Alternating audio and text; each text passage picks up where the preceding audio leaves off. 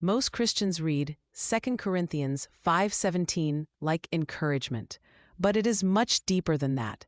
Because when the Bible says, if any man be in Christ, he is a new creature, it is not just trying to make you feel better. It is confronting the deepest thing controlling your life, your identity.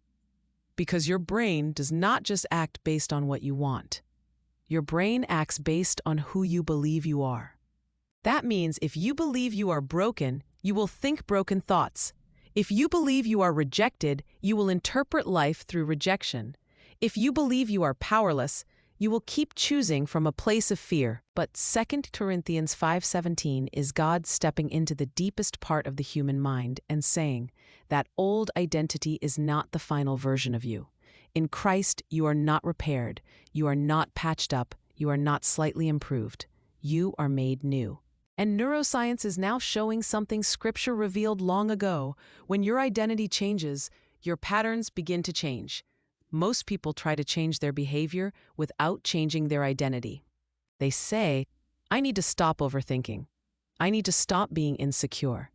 I need to stop going back to old habits. But the deeper question is, who do you believe you are while trying to change? Because behavior follows identity. A person who believes, I am still the old me, will keep returning to old patterns. But a person who begins to believe, I am a new creation in Christ, now has a new internal reference point. That is why 2 Corinthians 5:17 is so powerful. It does not start with behavior. It starts with identity. You've been living under names God never gave you. Maybe life called you rejected. Maybe trauma called you damaged. Maybe failure called you useless. Maybe your past called you dirty. Maybe people called you too much, not enough, difficult, weak, broken. And over time, those labels became your inner script. But 2 Corinthians 5:17 is God interrupting the script. He says, you are in Christ now. That means the old label is not your legal identity anymore. The old shame is not your spiritual address anymore. The old version of you does not have the final word anymore. You are a new creature. Your brain builds patterns around identity. When you repeatedly say, I am anxious, I am broken, I am a failure, I always mess things up, your brain begins to filter life through that identity. This is why two people can experience the same event but interpret it differently. One person thinks, this is a challenge. Another person thinks, this proves I am not good enough. The event is the same, but the identity filter is different. So when Scripture gives you a new identity, it is not just spiritual comfort, it becomes a new mental filter. Let us look at the story of Abraham, because Abraham is one of the clearest biblical examples that God changes identity before he changes destiny. Before Abraham ever became the father of many nations, God changed what he was called. He was first called Abram, which means something like exalted father. But in Genesis 17, God changed his name to Abraham, meaning father of many nations. But here is the powerful part. At the time God called him Abraham, he did not yet look like Abraham. He did not yet have Isaac. Sarah was still barren. The promise had not fully manifested. His circumstances still looked impossible. But God changed his identity before the evidence appeared. That means Abraham had to answer to a name that looked bigger than his current situation. Every time someone called him Abraham, they were declaring his future over him. Every time he introduced himself as Abraham, he was speaking agreement with what God said. That is identity engineering. Let's connect this to 2 Corinthians 5:17. If anyone is in Christ, he is a new creation. Old things have passed away. Behold, all things have become new. This is the same pattern. God does not wait until you feel new before he calls you new. God does not wait until every habit is broken before he calls you new. God does not wait until your emotions are stable before he calls you new. God does not wait until your past stops accusing you before he calls you new. He says, if you are in Christ, you are a new creation. That means your new identity is not based on your current feelings. It is based on your position in Christ. Just like Abraham did not become Abraham because his circumstances looked fruitful. He became Abraham because God spoke a new identity over him. Why? Because God knows that identity comes before behavior. Identity comes before confidence. Identity comes before obedience. Identity comes before manifestation. Abraham had to start hearing himself called by the promise before he saw the promise. God looks at a person with a past, a person with shame, a person with mistakes, a person with old patterns, and he says, if you are in Christ, you are a new creation. Not because everything already looks new. This is where it becomes even deeper. Your brain responds to repeated identity statements. When a person keeps hearing, I am broken, I am rejected, I always fail, I cannot change, those words become an internal identity map. The brain begins to filter life through that belief. But when God changed Abram's name to Abraham, he changed what Abram repeatedly heard. He changed his daily identity signal. He changed his self-reference. He changed the name attached to his future. That is powerful because identity is reinforced through repetition. See, every time Abraham heard his name, his mind was being pulled away from barrenness and toward promise. That is why your words matter. That is why confession matters. That is why God does not just give promises. Sometimes He gives new names. Because the name you answer to can shape the life you expect.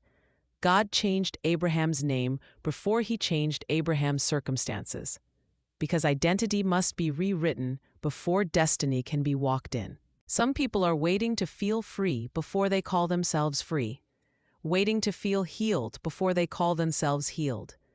Waiting to feel confident before they call themselves chosen. Waiting to see the full change before they believe they are new. 2 Corinthians 5:17 is God doing to you what He did to Abraham. He's changing what you answer to. You used to answer to shame. You used to answer to fear. You used to answer to rejection. You used to answer to your past. You used to answer to I can't change. But now God says you are in Christ. You are a new creation. The old has passed away. The new has come. That means you do not answer to the old name anymore. You answer to what God has called you. And this is where many Christians miss it. They keep praying for God to change their life, but they keep answering to the old identity. They pray for freedom, but still call themselves bound. They pray for confidence, but still call themselves rejected. They pray for transformation, but still introduce themselves by their trauma. But when God changed Abram to Abraham, He was teaching us a principle. Stop answering to the name your pain gave you. If God has called you new, do not keep calling yourself old. If God has called you chosen, do not keep calling yourself rejected. If God has called you forgiven, do not keep calling yourself condemned. And this is where it gets powerful, because many people are not fighting the devil at the level of behavior. They are fighting at the level of identity. They are trying to stop the habit, but they still believe they are the kind of person who cannot change. They are trying to stop fear, but they still believe they are powerless. They are trying to walk in confidence, but they still believe they are rejected. So the behavior keeps coming back because the identity underneath has not changed. That is why God does not only forgive you, He renames you. He does not only clean your past, He gives you a new self. Because when the identity changes, the behavior has a new place to grow from. Practical steps to rewire your identity. Step 1. Catch the old label. Ask yourself, what name have I been living under that God never gave me? Examples: I am broken. I am behind. I am rejected. I am not enough. I always fail. I cannot change. Step 2. Replace it with Scripture. Say, I am in Christ. Therefore, I am a new creation. The old has passed away. The new has come. Step 3.